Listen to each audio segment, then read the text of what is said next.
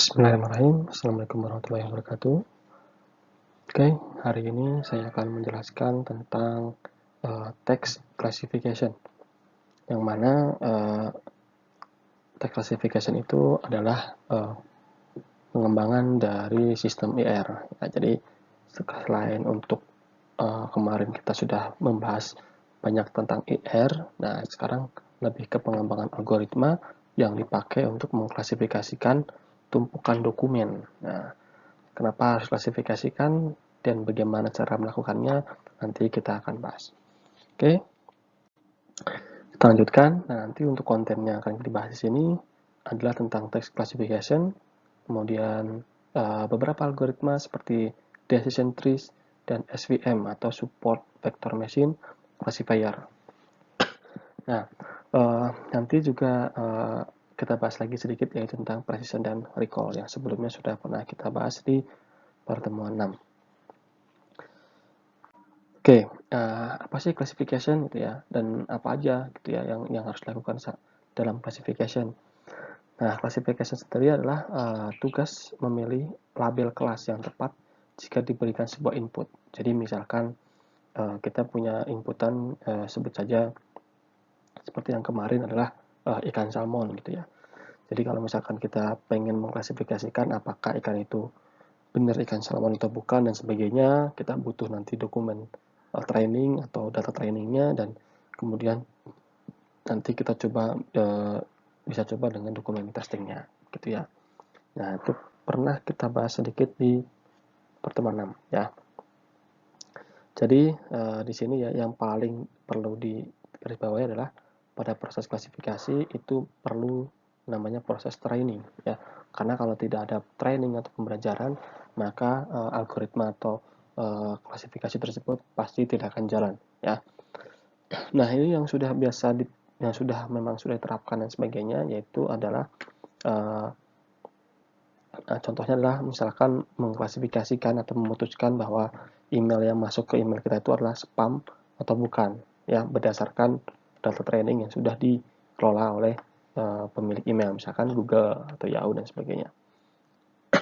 Kemudian misalkan memutuskan sebuah topik dari artikel ya dalam masuk ke kategori, misalkan dia masuk ke kategori sport atau misalkan teknologi atau misalkan yang lain ya, tergantung dari trainingnya tadi. Kalau misalkan kita mengkategori dari trainingnya hanya sport dan teknologi, kemudian kita masukkan artikel yang misalkan finance, itu mungkin pasti error atau misalkan gagal ya. Jadi trainingnya pun juga harus sama. Ketika kita pengen mengklasifikasikan anggaplah finance, maka kita harus ada dokumen training yang memang jenisnya adalah finance ya. Begitu seterusnya.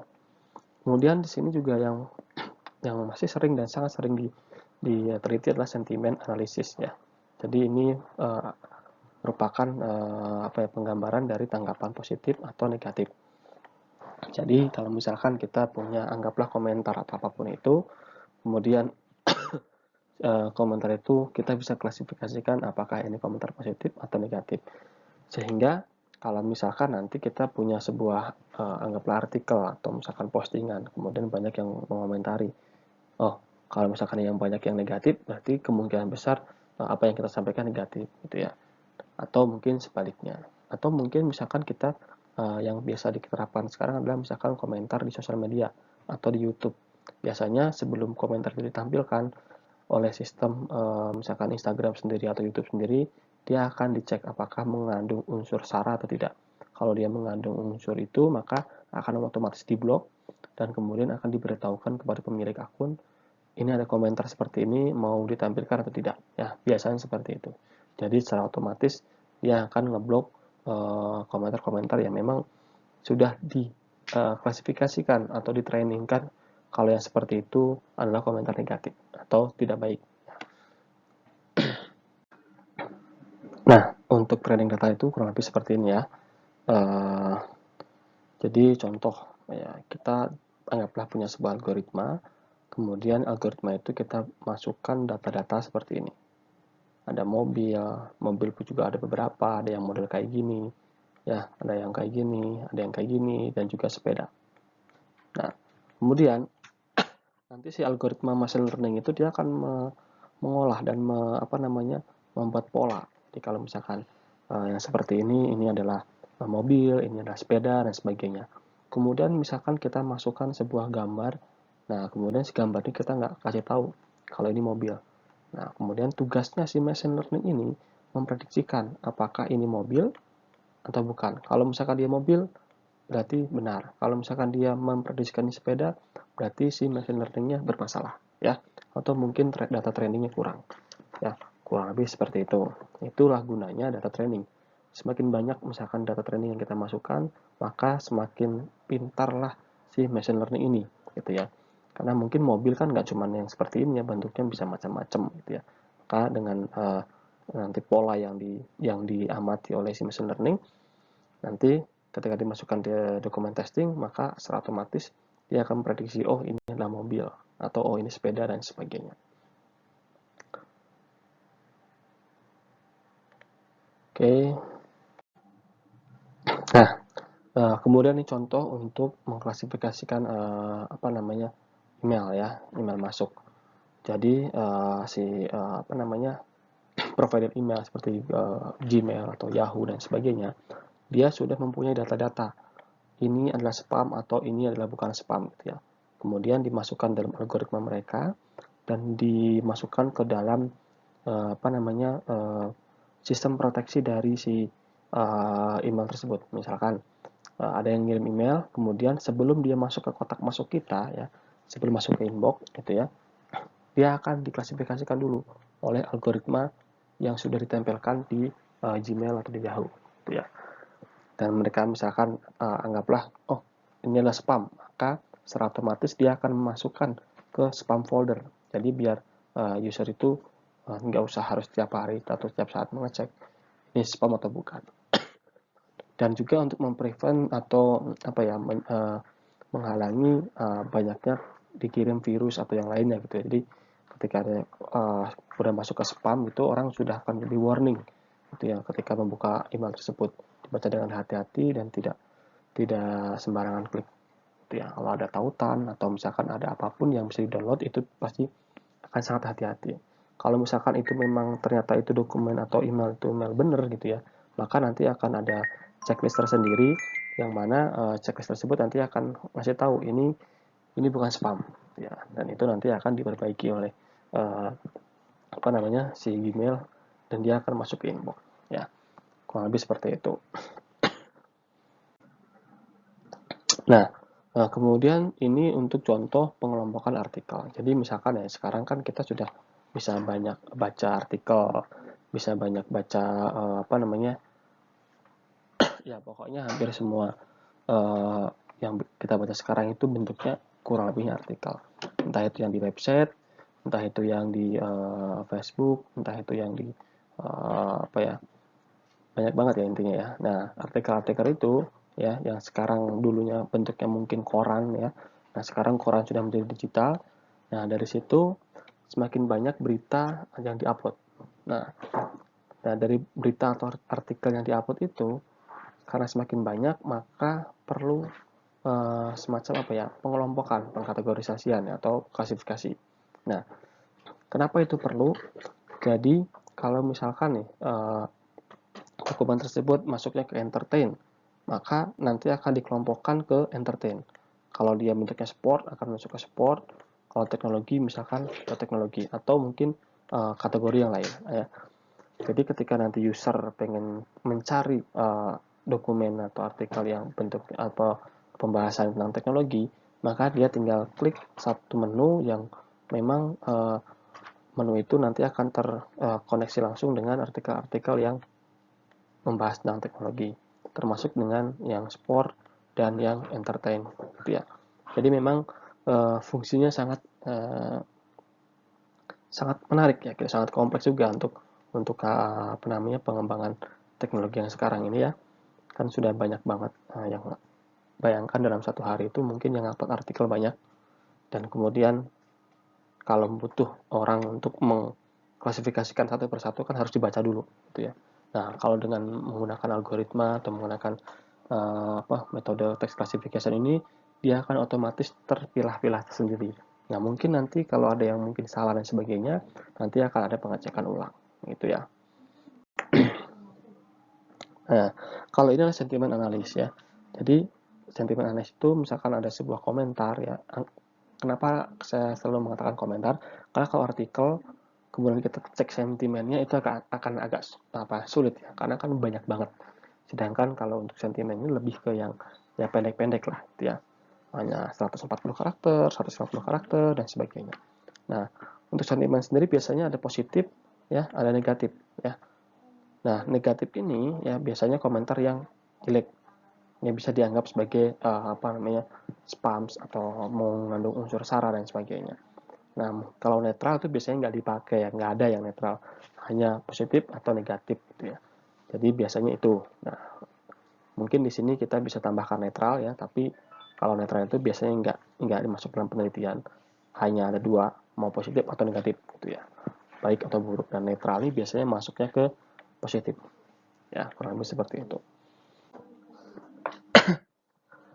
Nah, sebuah classifier ya disebut teravasi atau tersupervisi atau supervised itu juga dibangun berdasarkan korpus data training yang berisi label yang benar. Jadi, data training itu nanti isinya adalah kumpulan dokumen yang sudah dikelompokkan di folder-folder ya. Masukin ke folder misalkan sport, masukin ke folder teknologi, masukin ke folder misalkan finance dan sebagainya, yang memang sudah yang masuk ke dalam folder itu adalah manusia yang memang benar-benar dibaca satu-satu gitu ya, karena ini untuk data training, jadi harus benar-benar sama manusia yang memang benar tahu oh ini masuk ke kategori ini atau masukkan ke kelas ini dan sebagainya begitu ya. Nah, nanti beberapa contohnya itu adalah decision tree, ada KNN, ada naive Bayes ya, ada SVM dan ada assemble ya. Yang biasa atau sering dipakai itu yang empat ini ya. Decision tree, KNN, naive Bayes dan SVM. Dan ini pun biasanya juga banyak banget pengembangannya ya. KNN sendiri ada beberapa macam, decision tree juga ada beberapa macam, naive Bayes juga sama, SVM juga sama, ada beberapa macam juga turunan-turunan atau pengembangannya. Nah, jadi metode-metode ini tadi ya itu menggunakan metode supervised ya. Jadi dia harus ada data training dulu. Ya, kurang lebih seperti itu. Nah, ini algoritma-algoritma yang masuk ke dalam supervised text classification algorithm ya. Itu ada decision trees, KNN. Nah, KNN di sini juga ada KNN, ada weight KNN, ada relevant feedback kemarin ya, ada Rossio dan Rossio bla bla. Ini enggak kelihatan. Dan naive Bayes ya, naive Bayes ini juga ada binary independence naive Bayes, ada multinomial naive Bayes ya. SVM sendiri ada support vector machine, itu ada SVM multiple class, ada multiple kernel ya. Tadi karena SVM ini defaultnya itu adalah 2 kelas gitu ya. Nah, kalau misalkan dia lebih dari 2 kelas itu biasanya jelek. Nah, makanya ada pengembangannya SVM dengan multiple classes ya. SVM multiple classes itu bisa memprediksi lebih dari 2 kelas. Itu intinya gitu. Kemudian di assemble, nah ini assemble ini mungkin jarang dipakai juga ya, ada stacking dan nggak kebaca ini. Itu ya. Kurang lebih seperti itu. Ini macam-macam dari algoritma text classification ya. Ini nggak harus text ya, tapi kebanyakan dipakai juga di text classification ya. Kalau selain teks apa? Ya bentuknya bisa data, angka ya. Angka dalam bentuk nanti pakai Excel ya yang bisa diklasifikasikan. Nah, jadi pada supervised learning ini ya digunakan training data untuk proses pelatihan ya. Pada saat prediksi sehingga tes data atau dokumen yang ingin diklasifikasikan akan dikenal oleh model classifier yang telah dihasilkan. Nah, setelah itu dapat ditentukan kelas atau dokumen tersebut. Ya, jadi kalau misalkan seperti yang tadi, bagaimana caranya machine learning itu bekerja? Ya, tadi harus ada dokumen training atau pembelajaran, kemudian dites dengan dokumen testing yang memang sengaja untuk melakukan tes kepada machine learning atau sistem text classification itu sendiri. Nah, biasanya seperti ini modelnya ya. Ini modelnya seperti ini. Jadi ada data training ya, training, kemudian ada prediction. Ya, prediction ini untuk testingnya. Nah, ini ada labelnya, label itu kelasnya dan sebagainya. Kemudian dimasukkan data training setnya, ya. Kemudian nanti mungkin ada vector extraction atau misalkan preprocessing dan sebagainya ya, tergantung dari masing-masing peneliti ya mau menggunakan yang seperti apa ya. Kemudian nanti masuk ke feature keywords ya, masuk ke machine learning algorithm. Kemudian nanti ini akan diidentifikasi ya. Kemudian ini nih, ya, kalau tadi training ini tesnya gitu. Jadi yang fitur keyword tadi akan disimpan di sini ya, di scanning juga. Nah, hasil yang dipelajari itu disimpan di sini, kemudian apa ya, dimasukkan ke dalam classifier model. Classifier model itu bisa tadi ya SVM, Naive Bayes dan sebagainya. Nah, ketika nanti dimasukkan prediksinya di sini ya dengan hasil yang sudah dipelajari tadi, label outputnya apa? Itu misalkan tadi mobil, apakah benar ini mobil atau misalkan sepeda dan sebagainya. Ya. Nah, berbeda dengan yang unsupervised atau tidak diawasi ya. Ya, intinya kita tidak memberikan pasangan input output pada data pelatihan atau training. Ya, di mana sistem akan berusaha mencari sendiri pattern ya data tersebut. Nah, di sini misalkan menggunakan SOM atau self organizing map pada neural network ya, clustering dan naive text classification. Jadi di sini biasanya kita pakai untuk di categorization atau ada classification, ada clustering ya. Clustering atau categorization ya. Jadi di sini sistem akan memprediksi sendiri kelas output dari input yang diberikan. Contoh diberikan 1 juta warna. Setelah pelatihan training, sistem yang menggunakan model unsupervised itu mampu mengelompokkan warna tersebut menjadi berapa jenis warna, gitu ya. Nah, di contoh algoritma yang menggunakan teknik unsupervised learning ini adalah biasanya di clustering. Nah, di sini ada partial clustering ya, algoritma hierarchical clustering. Ya. Nah, di sini yang paling banyak dipakai adalah Kamins ya. Kamin clustering ya, biasanya seperti itu. Kemudian ada bisection bisection Kamins ya. Kalau yang algoritma clustering ya, hierarchical clustering ya. Ini ada single link ya, ada complete link, ada average link.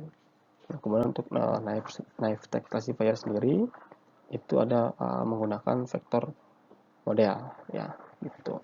Nah, ini hanya contoh beberapa turunan atau beberapa algoritma yang dipakai dalam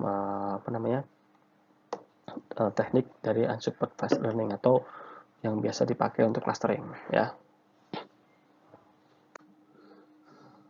Nah, ini kita selanjutnya bahas tentang fitur extraction. Nah, fitur extraction ini adalah proses pengambilan ciri-ciri yang unik dari data yang diolah. Nah, tujuannya adalah untuk memperkecil jumlah data, ya, mengambil informasi yang penting, ya, yang penting-pentingnya saja, kemudian mempertinggi precision, ya, pada pengolahannya. Nah, fitur extraction itu kurang lebih kerjanya begini. Misalkan di sini ada sebuah motor. Nah, si algoritma fitur extraction ini dia akan mengambil bagian roda, mungkin bagian body, ya, mungkin bagian yang lain dan dikelompokkan. Kalau yang sama misalkan roda nih, oh roda ini sama, maka hanya diambil satu. Ya, atau mungkin ada roda depan, roda belakang, tapi mungkin karena sama ya, dianggapnya satu gitu ya. Dan mungkin yang lainnya dan lainnya. Maka nanti dapatlah fitur extraction-nya kurang lebih seperti ini. Gitu. Ya. Nah, kita coba masuk di sini untuk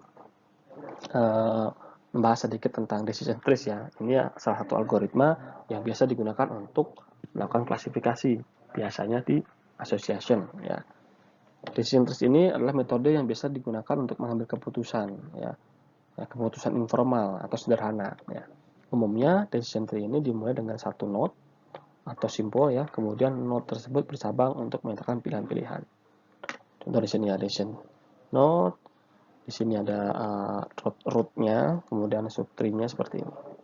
Ada leaf node ya, yang bawahnya leaf-nya, decision tree dan sebagainya. Nah, ini sederhana ya. Biasanya gini, kalau misalkan teman-teman sini sudah pakai apa ya, sistem pakar, gitu dia akan bertanya, misalkan apakah contohnya ya, misalkan apakah ada panas pada anak, misalkan oh iya ada panas, nah, tanya panasnya berapa, misalkan di sini yang kurang dari 38, misalkan ini yang lebih dari 38, misalkan kalau kurang dari 38 misalkan dikasih apa, misalkan cukup misalkan nanti ada keputusannya cukup berikan air minum atau misalkan kompres dengan air hangat misalkan. Tapi misalkan lebih dari 38, nah misalkan berikan paracetamol misalkan, atau ditanya dulu apakah misalkan ada selain panas ya juga disertai dengan menggigil atau tidak gitu ya, dan sebagainya gitu ya. Maka nanti ada ini lagi, ada pertanyaan lagi ya, pertanyaannya apa lagi, kalau dia menggigil, kalau tidak menggigil cukup misalkan kompres, kalau menggigil misalkan tambahkan atau berikan paracetamol dengan dosis sekian dan sebagainya dan seterusnya ya, tergantung dari apa namanya alur pertanyaannya seperti apa. Jadi ini biasanya sering dipakai di sistem pakar ya. Tuh di sistem pakar. Nah, jadi selain untuk membantu pengambilan keputusan ya, ya sederhana namun juga pada banyak hal lainnya. Biasanya decision tree juga digunakan dalam data analis ya untuk melakukan analisis prediktif. Selain itu, decision tree juga menjadi tools yang populer untuk machine learning dan AI atau artificial intelligence ketika digunakan sebagai algoritma ya, misalkan untuk mengkategorikan data atau klasifikasi ya atau tidak ya, salah satunya tadi ya. Jadi kalau misalkan pertanyaan sederhana, misalkan apakah panas ya atau tidak, oh ya, setelah ya ada pertanyaan lagi, kalau panas, panasnya berapa, kurang dari 38 atau lebih dari 38, kurang dari 38 ya misalkan.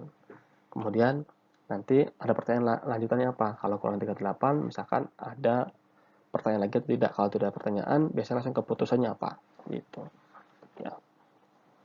Itu desentris ya.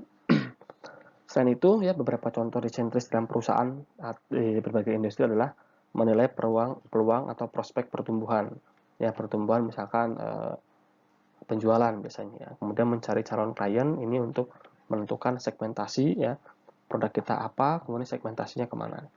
Menganalisa kredit scoring ini yang paling banyak ya, biasanya analisis kredit itu pakai modelnya kurang lebih ya, salah satunya dari Sentry. Jadi apakah kreditnya bagus atau tidak gitu ya. Kemudian menganalisa sebuah penyakit berdasarkan gejala yang timbul, ini yang tadi saya contohkan ya di sistem pakar. Nah, selanjutnya adalah metode atau algoritma SVM classifier ya, support vector machine. Ini juga sangat populer ya. Ini merupakan supervised classifier yang sering digunakan untuk mengekstraksi ya statistik korpus untuk sentimen analis. Ini paling sering banget karena memang SVM itu powerful untuk sentimen analis yang hanya dua kelas, yang misalkan hanya positif atau negatif, misalkan atau baik atau buruk misalkan ya, dan sebagainya. Nah, itu sangat powerful. Nah, support vector machine ini dia cara kerjanya membentuk hyperplane atau himpunan hyperplanes pada ruang dimensi infinite yang dapat digunakan untuk klasifikasi dan regresi. Nah, hyperplane sendiri adalah sebuah fungsi yang digunakan untuk pemisah antar kelas. Keuntungan dari SVM sendiri adalah efektif ya, dan sangat tinggi ya, high dimensional space ya, serta dapat digunakan untuk membentuk keputusan ya. Nah, ini ada diagram SVM ya. SVM di sini kurang lebihnya ini diagram untuk menentukan mana yang dimaksud dengan hyperplane. Ini yang di apa namanya, yang di bulat-bulat ini hyperplane. Gitu. Nah, hyperplane sendiri kan dianggapnya ini yang hampir beririsan atau hampir berhubungan antara positif dan negatif, misalkan seperti itu. Nah, tapi ini memang jarang dibahas ya, maksudnya ya yang biasanya hanya outputnya saja, positif atau negatif, gitu ya. Hyperplane yang ditemukan SVM diilustrasikan pada posisinya berada pada tengah-tengah antara dua kelas. Artinya jarak antara hyperplane dengan objek kita berbeda dengan kelas yang berdekatan, yang terluar ya, yang diberi tanda bulat kosong dan positif. Nah, yang tadi ya. Kemudian dalam SVM, objek data terluar yang paling dekat dengan hyperplane disebut dengan support vector. Objek yang disebut dengan support vector paling sulit diklasifikasikan dikarenakan posisi yang hampir tumpang tindih atau overlap dengan kelas lain ya. Yang mengingat dengan sifatnya yang kritis ya, hanya support vector inilah yang diperhitungkan untuk menemukan hyperplane yang paling baik ya, itu. Nah, kemudian kita bahas sedikit. Jadi dari semua decision tree tadi, kemudian base dan sebagainya, ada SVM, itu hasil akhirnya akan diukur dengan precision, recall, ya, akurasi dan sebagainya. Nah, precision dan ini kan mengukur ketepatan ya sebuah classifier. Jadi kalau misalkan dari 100 ya, 100 yang harus diprediksikan dan misalkan anggaplah yang benarnya cuma 90, ya nanti dihitung precision recall-nya berapa ya. Kan precision yang lebih tinggi berarti lebih sedikit false positif ya. Apa itu false positif dan sebagainya. Nah, harus ingat-ingat lagi ya. Nah, precision yang sering bertentangan dengan recall, di mana cara termudah untuk meningkatkan precision adalah dengan menurunkan recall. Recall mengukur kelengkapan atau sensitivity dari sebuah classifier. Nah, recall yang tinggi berarti lebih sedikit false negatif. Nah, precision dan recall dapat dikombinasikan untuk menghitung F measure yang waktu itu sudah kita bahas ya. Nah, kurang lebih diagramnya akan seperti ini. Ya, ini aktual positif, ini aktual negatif ya. 0, ini 1, ini prediktif positif 1, ini prediktif negatif 0. Nah, TP ini adalah true positif. Ini false positif, ini false negatif. Ini adalah true negatif. Nah, jadi yang true ini dia memang benar gitu. Jadi gini, misalkan ya, kemarin kan waktu itu kita sudah bahas sebuah mesin untuk mengelompokkan atau mengklasifikasikan ikan salmon ya. Jadi dimasukkan ada 100 ikan salmon dan 900 ikan bukan salmon, ikan yang lain lah gitu ya. Kemudian ketika mesin itu dinyalakan kemudian berjalan, mesin berhasil memisahkan 110 ikan yang dianggap adalah ikan salmon. Itu ya, sama si mesin. Dan setelah dicek oleh manusia ya, dari 110 tadi ya, itu yang benarnya cuma 90 ternyata. Gitu ya. Maka yang 20-nya ini adalah ikan yang bukan salmon. Gitu. Nah, maka nanti true positifnya berapa? True positifnya itu yang berhasil berhasil dipisahkan dan benar gitu ya. Dan benar itu kelasnya gitu ya. Ini di sini 90-nya gitu ya. Sedangkan aktual negatif ini yang berhasil dipisahkan. Tapi dia adalah salah sebenarnya gitu ya. Ya. Yaitu yang yang 20. Itu. Nah, untuk false negatifnya ini adalah yang yang 10 ya. Jadi yang 10 ini adalah ikan salmon yang harusnya dipisahkan tapi dia dianggapnya sebagai ikan yang bukan salmon. Padahal dia ikan salmon. Ada 10 ikan ya. Dan kemudian true negatifnya itu adalah kurang lebih kalau tadi ada 900 ikan dan kemudian dikurangi dengan 20 ya. Ini kurang lebih ada 880 ikan bukan salmon yang berhasil dipisahkan. Itu. Yang benar memang dia ikan bukan salmon. Jadi di sini hanya ada dua ya, ikan salmon atau ikan bukan salmon ya. Anggaplah ini positif, ini negatif misalkan. Jadi hanya dua. Kurang lebih seperti itu. Baik, terima kasih penjelasan untuk materi di pertemuan 11 ini ya. Ini adalah yang tadi yang true positif, false positif ya, false negatif dan true negatif ya. Oke, terima kasih untuk pertanyaan dan sebagainya. Nanti silahkan tuliskan di kolom komentar. Terima kasih, sampai jumpa kembali.